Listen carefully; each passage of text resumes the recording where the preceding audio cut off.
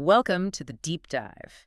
This is where we cut through all the noise, looking at the really critical corporate activity from the last, say, 24 to 48 hours. Today we're focused on the U.S. trading day. That's Friday, November 14th, 2025. And we're going to distill it all down into the insights you actually need. We've gone through the SEC filings, the analyst ratings, the big news. Right across fintech, streaming, proptech, health, a little bit of everything. And this deep dive is really for you, the curious learner, who wants to know what's really going on. And, looking through the stack of sources this week, there's one stunning trend that just jumps out. It's this fundamental disconnect. The disconnect how? We're seeing companies post phenomenal numbers, record-breaking operating metrics, and then almost immediately their stock price just gets hammered. So that's the mission today. It's not just reporting the news. It's figuring out why. Why is the market rewarding some companies with 52-week highs and then just crushing others that, on paper are executing flawlessly? Exactly. The big surprise for me was that great execution just isn't enough right now. It's all about sentiment, isn't it? And what the company is signaling for the future. That's it. It's not about what you did last quarter. It's all about what you can promise for 2026. And crucially, whether the people closest to the company seem to believe those promises. Okay, let's unpack that. Let's start with the financial technology sector and specifically the really bizarre market reaction to Robinhood, ticker HHOOD. This one is the perfect example of that disconnect we're talking about. So what did the numbers look like? The operational data they released on Thursday was, it was spectacular. Total platform assets were up 115% year over year. Wait, 115%? 115, hitting $343 billion. Their crypto trading volumes surged. Get this, 480% year over year. Wow. Okay, so those numbers, they signal huge user adoption, asset gathering, massive volume in a really key business line. They should be monster metrics. Exactly. And yet, Hood stock fell about 9% on Thursday. What gives? Is this just a generalized tech sell-off, or is there something deeper going on? That's the right question. Because if it were just a sector-wide thing, you'd see Coinbase, which, it did drop 6.9%, but other peers would have reacted the same way. But they didn't. No. The analysis points to two much more potent factors that really killed the sentiment just for Robinhood. Yes, you have the standard sell the news thing happening. Meaning investors had already priced in that good crypto data. Right. But the real kicker is the insider activity, isn't it? Form 4s. The Form 4s. The market reads those internal confidence signals. And on November 13th, we saw key insider sales reported. CFO Jason Warnick and Director Jonathan Rubinstein both reported selling shares. So even as the company is announcing these amazing numbers, key insiders are taking money off the table. And the market sees that and interprets it as a lack of conviction in the immediate upside. It kills the positive sentiment. So the market is basically punishing strong execution if the insiders aren't showing that same confidence. Precisely. Now, contrast that with the feeling around Block, ticker SQ. Okay. TD Cowen maintained its buy rating. They set a pretty robust $91 target price on Friday, and they're looking past today's numbers. They're looking ahead to that Investor Day event on November 19th. Exactly. They're anticipating positive momentum from that. The expectation is this really encouraging 2026 financial outlook, and the stock is reacting to the potential for good news. So investors are selling the known good news at Robinhood, but they're buying the anticipated future guidance from Block. Interesting. And we should just quickly mention, we saw SoFi, ticker SOFI, try to get a piece of that crypto action. They just launched their own trading services on November 11th. Everyone wants a piece of that 480% growth. Can't blame them. Okay, let's switch gears. Let's talk about entertainment, because the strategic news here suggests some truly massive moves are on the horizon. This could really redraw the map for your household streaming budget. So let's start with the M&A speculation around Netflix, ticker NFLX. This sounds big. It's huge, if it's true. Reports are suggesting Netflix is seriously preparing a bid for Warner Bros. Discovery, WBD. Wow. That's not just buying some content, that's massive media consolidation. It is. It's all driven by the need for scale. And there's an alleged bid deadline looming around November 20th, a merger like that.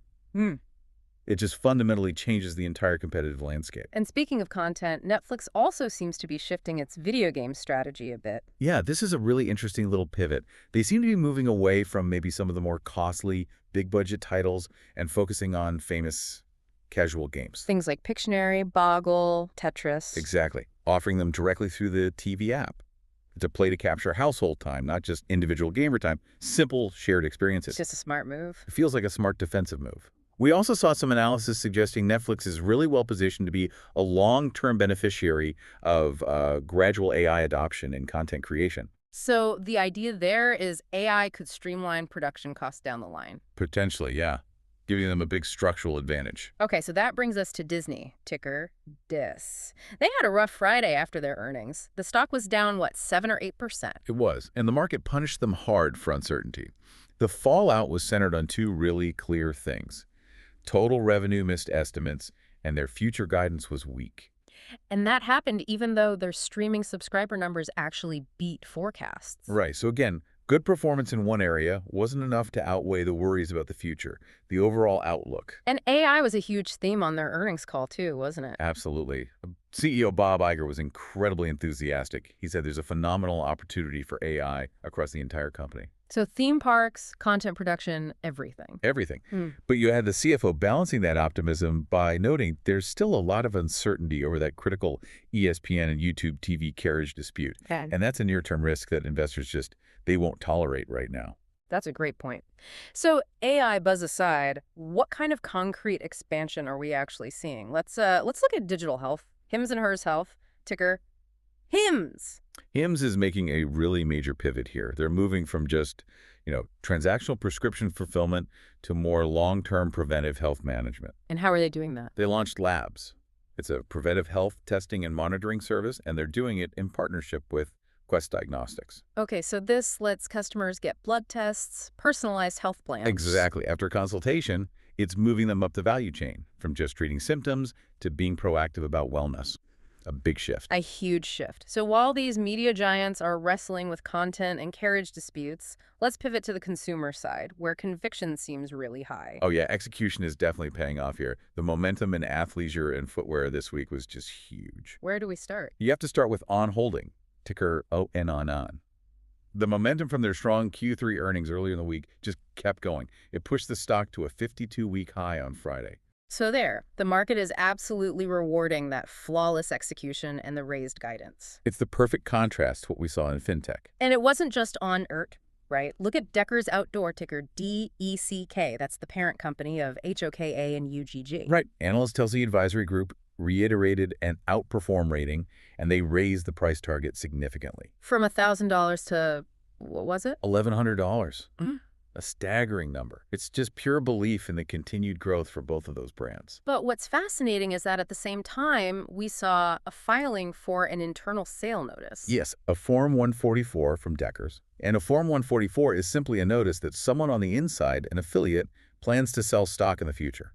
It's a great reminder that even when the outlook is fantastic, high prices often prompt insiders to, take some chips off the table. Of course, cash is king. So while those brands are celebrating, where is a more traditional retailer like Wayfair, ticker W, focused? Oh, Wayfair is deep in the trenches. Marketing, promotions, they've already launched their early Black Friday sales campaigns. Standard procedure for them this time of year. It is. All attention is just laser focused on driving that promotional volume for the holidays. And briefly, we also saw Lovesac, ticker LEE, file an internal transaction, a Form 4, ahead of their appearance at that Morgan Stanley conference on December 3rd. A little pre-conference, pre-earnings financial tidying up. Exactly. Okay, so let's get into some of the other key SEC filings. As you said, they may be less sensational than M&A rumors, but they are absolutely critical. They are. This is how you understand the underlying mechanics of a company's health. Let's start with PropTech and the detailed Q3 financials from Zillow, ticker Z. So Zillow submitted their detailed Q3 report, the Form 10Q, on Friday. This isn't just a summary. The 10Q is the deep dive. It has all the granular financial breakdowns, all the risk factors that analysts pour over. And they also filed a Form 144, that internal sale notice, on the same day. They did. We also flagged that News Corp, ticker NWS, filed an 8K, which is a key event report. We always keep an eye on those. And we also saw a pretty noteworthy update on who holds the influence at Lemonade, ticker LMND. Yes. SoftBank Group Capital filed an updated ownership report. It's called a 13GA. Okay. And what did that show? It confirms they still hold a really significant stake. It's 3.56 million shares, which represents a 4.8% ownership stake in the company as of September 30th. These are the documents that show you who's really holding the power behind the scenes. Exactly. And then there was some governance news for BellRing Brands, ticker BRBR. A structural change, yeah. They announced the appointment of David Finkelstein as a new director and a member of the audit committee. That's effective January 1st, 2026. So just some standard prep for the new fiscal year. Right. And this came alongside a small internal transaction by the CFO, Paul Rode. He sold just a small amount of stock, under $9,000 worth, on November 13th. Right before their earnings announcement on the 18th. Right before. It's the kind of small, strategically timed move that the market tends to overanalyze, looking for a signal. And finally, we should just note a few other tickers we track. Opendoor, Upstart, Carvana, Doximity. They were all pretty quiet in this specific 24-hour window, though they had plenty of activity earlier in the week. Okay, let's try to summarize the key takeaways. This was really a week defined by that gap between achievement and reward. Definitely. We saw markets reacting really critically to even stellar execution at Robinhood, demanding perfect confidence signals right alongside the numbers. We saw massive strategic positioning in entertainment. Netflix gearing up for potential M&A that could reshape the entire industry. And that critical expansion in healthcare with Hims&Hers launching labs. And the overriding theme, I think, is that sentiment just wins over metrics right now. And the importance of these filings can't be overstated. No, they give you the why. They explain the market reaction, whether it's the Decker's analyst upgrade being backed up by clear consumer conviction or the shift in ownership influence we saw with SoftBank's filing on Lemonade. It's a very multifaceted and demanding market right now. So here's a final thought for you to chew on. Okay. Both Disney and Netflix, the two absolute titans of entertainment, heavily emphasized their commitment to AI this week. They made it central to their future strategy. So the question is, do these powerful statements signal a genuine technological transformation that's going to fundamentally change how entertainment is made? Or is this just the latest corporate buzzword that's going to fade with time, kind of like blockchain did a few years back? Something for you to keep tracking. We'll catch you on the next Deep Dive.